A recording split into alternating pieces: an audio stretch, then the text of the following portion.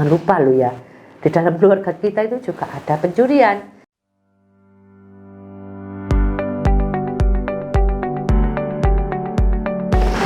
Assalamualaikum warahmatullahi wabarakatuh. Salam sejahtera bagi kita semua. Om Swastiastu, Namo Buddhaya, salam kebajikan.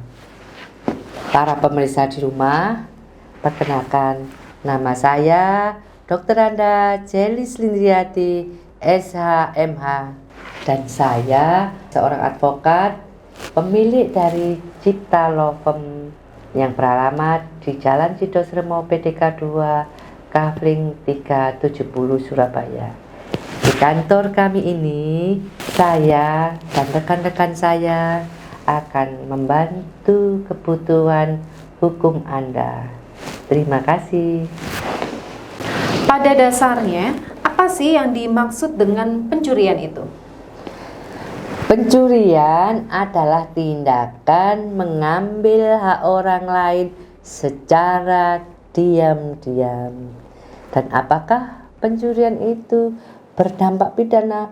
Tentu saja, saudara pemirsa semua. Kenapa? Karena mengambil hak orang lain berarti melanggar hak orang lain. Karena melanggar hak orang lain, maka hukum mengaturnya. Apakah pelanggaran Anda ringan? Apakah pelanggaran Anda berat? Nanti hukum akan membuktikannya. Pencurian biasa itu oleh negara diatur apabila nilai nominal materialnya di bawah 2,5 juta. Nah, ini termasuk ringan. Kalau pencurian ini, contoh sederhananya adalah apabila Anda lewat ke sebuah pekarangan orang, di sana lagi panen mangga, mangganya ranum-ranum, rasanya lidah ini tergiur, mau minta, orangnya kok tidak ada, tapi buahnya ini menggiurkan. Kemudian Anda pulang ke rumah karena mengetahui pemilik rumahnya tidak ada, membawa alat, kemudian membawa tempat untuk menampung mangga itu. Nanti Anda memanen itu mangga punya tetangga Anda.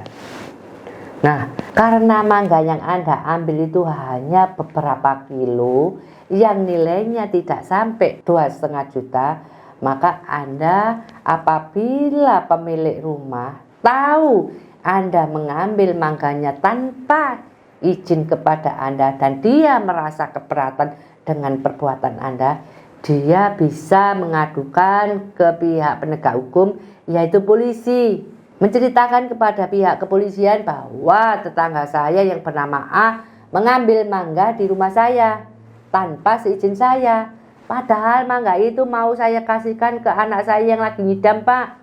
Anak saya itu tidak mau diganti mangga yang lain, maunya mangga yang ada di rumah saya itu. Makanya saya biarkan ranum karena anak saya pingin memetiknya sendiri. Nah, sekarang keinginan anak saya itu tidak terpenuhi, Pak. Jadi saya minta dipenegakkan hukum. Nah, apabila pemilik mangga ini merasa bahwa kepentingannya dicederai oleh Anda, nah dia bisa mengadu ke pihak kepolisian. Dan Pak Polisi akan memproses.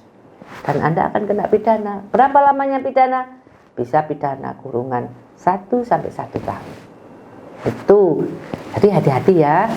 Kita kalau punya mata harus hati-hati. Jangan melihat bahwa itu adalah sebuah pohon mangga dan tidak ada penghuni dan kalian bisa mengambil seenaknya. Apabila pemiliknya merasa keberatan atas barang yang dia miliki Anda ambil, maka Anda akan terjerat pidana. Nah, pencurian apa lagi yang dimaksud dengan pencurian dengan pemberatan? Ketika Anda tertidur lelap di rumah, ada pencuri masuk dengan menjongkel pintu. Kemudian mereka mengambil semua barang-barang Anda. Ketika mereka sedang mengambil barang-barang Anda terbangun mendengar suara yang tidak semestinya. Nah, kepergokkanlah pencuri ini dengan Anda. Anda dipukul dan Anda mengalami luka berat. Kemudian anak Anda dianiaya sampai ada yang meninggal. Nah, pencurian seperti ini hukumannya juga berat. Kenapa? Karena dia melakukan penganiayaan dan mengakibatkan kematian. Hukumannya berapa? Hukumannya bisa paling sedikit 15 tahun sampai 20 tahun atau hukuman mati atau hukuman seumur hidup. Jadi Anda harus tahu bahwa apapun yang Anda lakukan, meskipun Anda mengatakan bahwa ini untuk pembelaan, tapi hukum akan menanti Anda. Itu adalah hukuman untuk pencurian dengan pemberatan. Apalagi Anda berkelompok dengan teman-teman Anda, maka hukumannya akan tambah lebih berat lagi. Akan dijatuhkan oleh majelis hakim. Nah, itulah bentuk-bentuk pencurian yang ada dalam masyarakat. Tapi jangan lupa loh ya, di dalam keluarga kita itu juga ada pencurian. Ya, dilakukan oleh siapa? Bisa dilakukan oleh pembantu kita, bisa dilakukan oleh anak kita, bisa dilakukan oleh pasangan kita. Loh, di dalam keluarga kan milik kita bersama. Kenapa kok dikatakan pencurian? Selama yang memiliki barang tidak mengetahui barangnya beralih ke tempat atau ke orang lain, maka itu juga sudah perbuatan pidana. Meskipun anak bisa juga dipidana. Kenapa? Karena orang tuanya merasa anak ini perlu dididik bahwa perbuatannya ini perbuatan melanggar hukum. Dia mengadukan kepada Pak Polisi ini anak saya, usianya sudah di atas 17 tahun, sukanya mencuri barang-barang saya. Sudah saya didik dengan baik, dia tetap aja melakukan pencurian. Tolong Pak Polisi diproses kasus hukumnya. Maka melalui delik aduan, laporan Anda ke pihak kepolisian, anak Anda bisa dipidana. Atau pasangan Anda sudah merasa seorang suami bekerja keras, mengumpulkan uang untuk kepentingan keluarga. Ternyata istri Anda mengambilnya diam-diam untuk diberikan ke pacarnya kah? Atau diberikan kepada keluarganya kah? Tanpa sepengetahuan Anda. Terus Anda merasa keberatan dengan perbuatan istri Anda. Sudah dilakukan mediasi, iya Pak, maaf. Ketika suami mengatakan, kamu tidak hanya satu kali ini, sudah berulang kali, kamu harus mempertanggungan perbuatanmu di depan hukum. Maka Anda pun akan terjerat hukum. Jadi saudara pemirsa di rumah, jangan pandang enteng ya pencurian. Pencurian bisa dilakukan oleh siapa saja dan bisa dilakukan di mana saja.